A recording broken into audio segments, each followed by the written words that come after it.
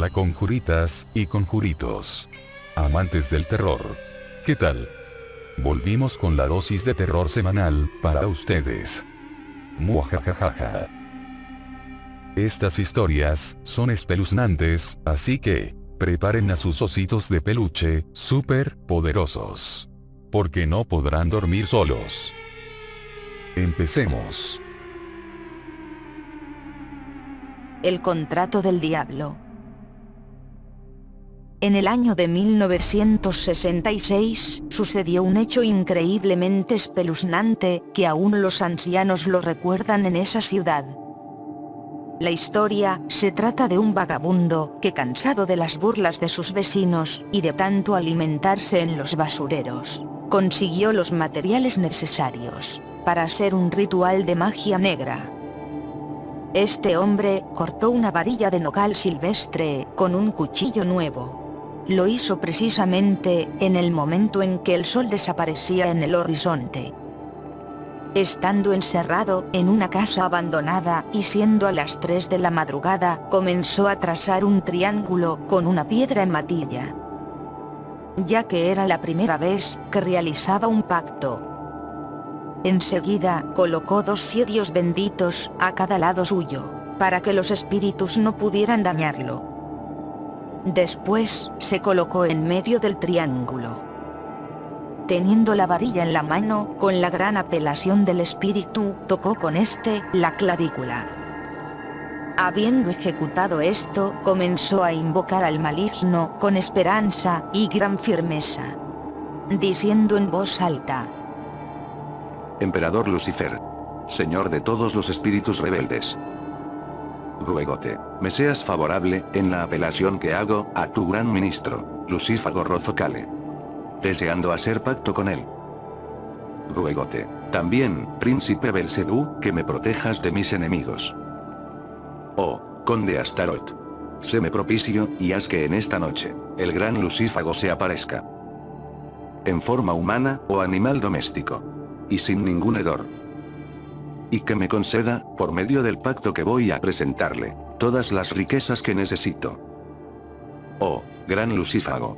Ruégote, que abandones tu morada, en cualquier parte del mundo que te encuentres, para venirme a hablar. Si no fuera así, te obligaré por la fuerza del divino, y su espíritu.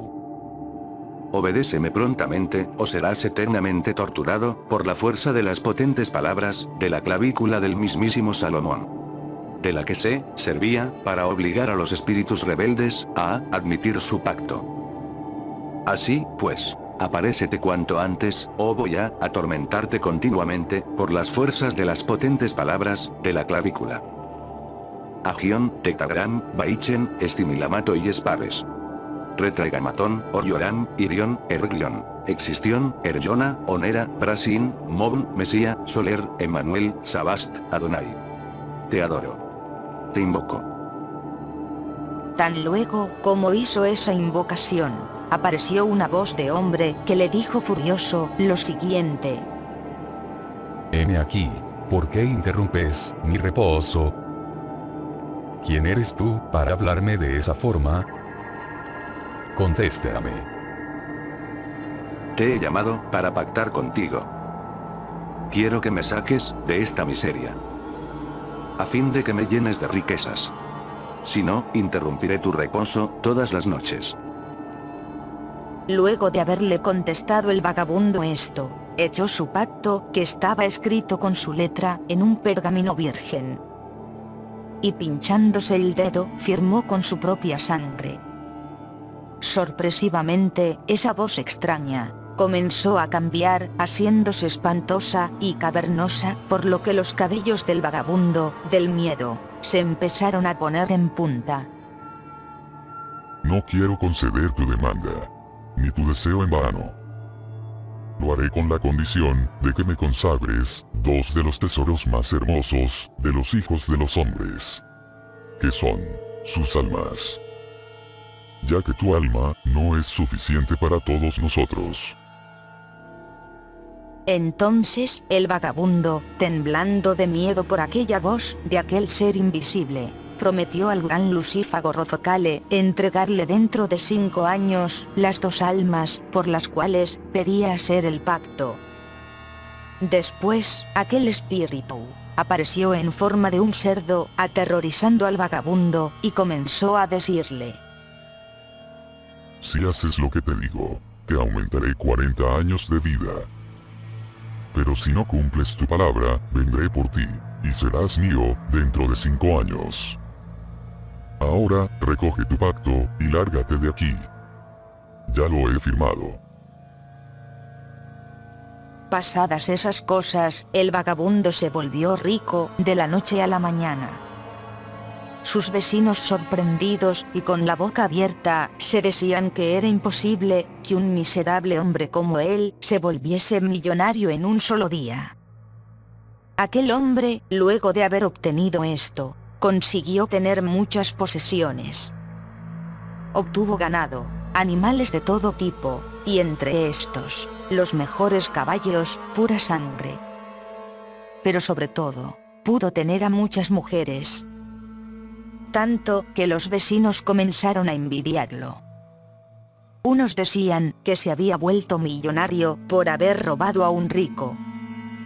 Otros decían que tal vez había recibido alguna herencia. Pero nadie sabía la monstruosa verdad que ocultaba aquel hombre. El ahora acaudalado se enteró que sus vecinos hablaban mal de él. Consiguió 5 lenguas de vaca y con un marcador negro comenzó a escribirle los nombres y apellidos completos de los 5 vecinos envidiosos en cada lengua. Después los puso en un congelador durante el resto de su vida. Con este hechizo sucio logró hacer que todos sus vecinos dejaran de hablar cosas feas de él. Con el tiempo, el acaudalado se casó con una hermosa mujer y con ella procreó 3 hijos. Su mujer y sus hijos parecían estar felices. Pero no él, ya que las riquezas que tenía no le bastaban para llenar el vacío de su alma. Los 5 años pasaron rápidamente en un abrir y cerrar de ojos. Y el ex vagabundo no cumplió con la promesa de aquel escalofriante pacto. No entregó las 2 almas al espíritu rebelde con quien había pactado. Y lo que no sabía era que había llegado el aterrador momento de su muerte. Un día se enfermó gravemente en su hacienda. Y mientras su esposa lo atendía, llegaron hasta él sus amigos, para acompañarlo en sus últimos momentos. Eran las 12 de la medianoche, cuando estando ellos reunidos, con las puertas cerradas, increíblemente, el diablo apareció vestido elegantemente, con un saco negro y con el aspecto de un abogado. En su mano cargaba un maletín, y en su cabeza tenía unos horribles cuernos, desatando así el terror de todos los que se hallaban en aquella hacienda. En ese instante, sus amigos huyeron horrorizados, gritando de terror. La esposa del vagabundo se había desmayado. Al día siguiente, encontraron muerto al hombre con la boca abierta y los ojos desorbitados. Era, simplemente, el rostro del horror. Su viuda lloró amargamente y se suicidó delante de un espejo que estaba maldito, quedando atrapada su alma en él. Pero el terror aún no terminaba. Una vez que pasaron 3 días de que fue enterrado el millonario en el cementerio, los guardias escucharon la tercera noche los gritos de ultratumba de aquel acaudalado.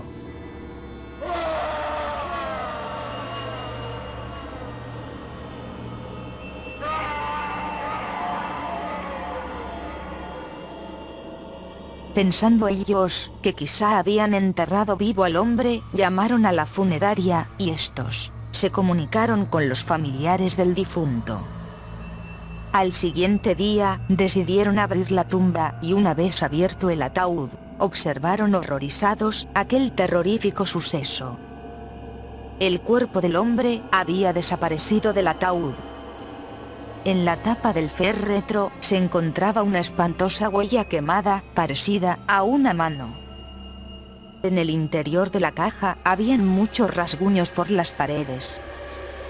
Esta noticia se divulgó en toda la ciudad, sembrando el terror en todos los habitantes del sur de Pichincha. Hoy, en esa hacienda, continúan y continuarán penando las almas del vagabundo y su esposa, durante todas las noches, eternamente. En el siguiente vídeo, les contaremos el relato de El espejo maldito, que se desprende de esta historia y tiene mucho que ver con el suicidio de la esposa del vagabundo. Pero ahora, les contará la siguiente historia, Dobby. Los Tetue. Los Tetue son unos brujos malévolos. Estos viajan por todo Chile para que la gente les pida favores y ellos puedan ganar más almas. Cuando yo tenía más o menos 8 años, estuve de visita en casa de unos familiares. Aquel día me llamaron la atención por ir a jugar con una vecina. Después de un año, me contaron por qué no podía jugar con ella. Resulta que los vecinos invitaron a tomar a un brujo para pedirle que matara a mi tío, y así ellos se quedarán con unos viñedos. Por las noches, cuando mi tío volvía de la ciudad en su caballo, siempre recorría el mismo camino, que era un terreno baldío. Cuando él regresaba a su casa, se empezó a preocupar, porque nunca se demoraba tanto en llegar al puente. Cuando se bajó del caballo, se dio cuenta de que estaba a la misma altura del animal. Se asustó y comenzó a ver sombras. Trató de recordar lo que le habían dicho que hiciera si veía sombras. Debía ponerse la ropa al revés, y el embrujo terminaría. Eso hizo mi tío. Y cuenta que de un momento a otro, se vio frente al puente, y las sombras se fueron. La segunda noche, mi tío se puso los calcetines, chones y camiseta al revés. Regresaba por la noche, nuevamente en su caballo. Venía de la iglesia. Cuando en un cruce del camino, vio a una persona, que le pidió que lo llevara, ya que él estaba ebrio. Mi tío lo subió al caballo. No pasaron ni 2 minutos, cuando el desconocido le quitó las riendas, y el caballo empezó a correr como endemoniado. El desconocido le dijo a mi tío: Hoy no te me escapas. Pero mi tío le respondió: Hoy me salvo, porque tengo a Dios de mi lado. Mi tío se tiró del caballo. Cuando lo encontraron, estaba tirado a una orilla del camino. Le preguntaron qué le había pasado, y él les contó. Llegando a la casa, vieron que el caballo estaba muerto, frente a la casa de los vecinos. Ellos empezaron a sospechar, y fueron con una sanadora. Ella les dijo que los vecinos hicieron un trato con el brujo. Y por eso, el caballo estaba muerto frente a la casa de aquellos. El brujo tenía que llevarse a un muerto por el trato que habían hecho con él. Desde ese día, nunca más fui a jugar con los vecinos. Los no natos. Cuando yo tenía 16 años, conseguí un trabajo de medio tiempo, para pagarme la prepa. Este consistía en hacer la limpieza, en una clínica privada. Al principio solo trapeaba pisos, limpiaba los consultorios, los muebles, y cosas así. Pero con el tiempo, me empezaron a encargar que limpiara los cuartos de cirugía, y partos, al igual que los instrumentos, que se usaban en ellos. En una ocasión, cuando entré a limpiar uno, sentí escalofríos, porque el piso, y una camilla, estaban nadando en sangre. Limpié rápidamente, aguantando las ganas de vomitar. Pero a mis espaldas, escuché unos susurros, como de niños. Volteé inmediatamente, pero en el cuarto, solo estaba yo. Y los murmullos cesaron. Creí que eran los ruidos de la sala de espera, o del consultorio contiguo, que se filtraban al cuarto donde yo estaba. Continué con la limpieza, y al inclinarme, para empezar a recoger la bolsa, que estaba en el bote de basura, escuché el llanto de un bebé, detrás de mí. Me incorporé rápidamente. Esta vez ya asustado, pero nuevamente. No había nadie más que yo, en el cuarto. Rápidamente, tomé la bolsa de basura, para cambiarla, pero una nueva sorpresa me aguardaba. Cuando levanté la bolsa, empezó a escurrir sangre por ella. Al abrirla, y ver qué había dentro, me quedé horrorizado. Dentro de la bolsa, se distinguía un bebé destrozado, que había sido abortado. Su cuerpecito, y sus miembros, se podían distinguir con claridad. Cerré la bolsa inmediatamente, y la puse dentro del carrito, con el que recogía la basura. Y salí lo más rápido que pude del cuarto.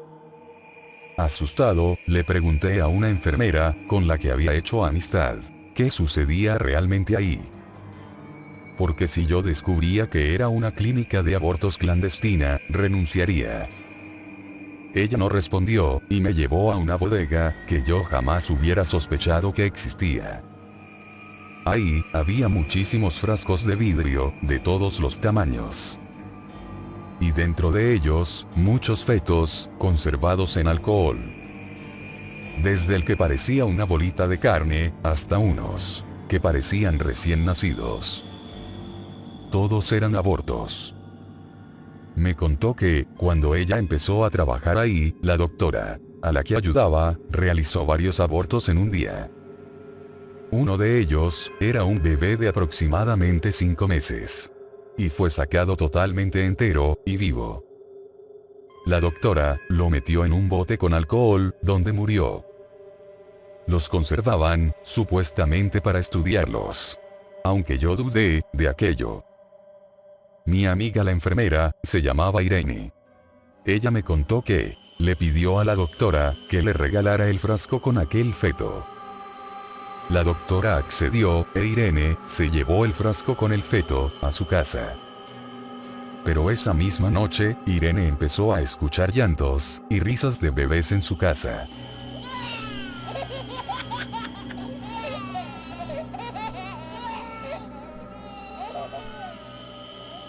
Veía una pequeña sombra correr, cuando estaba sola. Empezó a tener pesadillas, en las que ese mismo feto la seguía, y la llamaba, mamá. Le reclamaba por qué lo había matado. Irene pensó que era solo su imaginación. Pero conforme pasaban los días, tenía pesadillas, en las que cada vez más, y más fetos la seguían. Al mismo tiempo, empezó a ver más sombras en su casa. Muy asustada, devolvió el feto a la clínica. Y ahí, no era ningún secreto que asustaban. Se escuchaban murmullos, llantos, y risas de bebés. Debido a tantos abortos clandestinos, que se realizaban allí. Yo no lo soporté más, y a los pocos días, renuncié.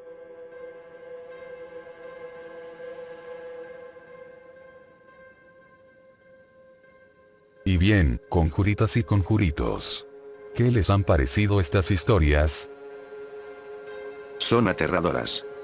Yo tuve que comprar una docena más de ositos, para poder dormir tranquilo. Jejeje. Así es. Estas historias son realmente espeluznantes. Creo que le robaré un par de ositos a Dovisiano. Bueno, pues recuerden que nos pueden enviar sus historias de terror y sus peticiones de saludos a la página de Facebook. Nosotros las pondremos en los próximos videos. Esto es todo por el momento. Les deseamos unas terroríficas pesadillas y hasta pronto.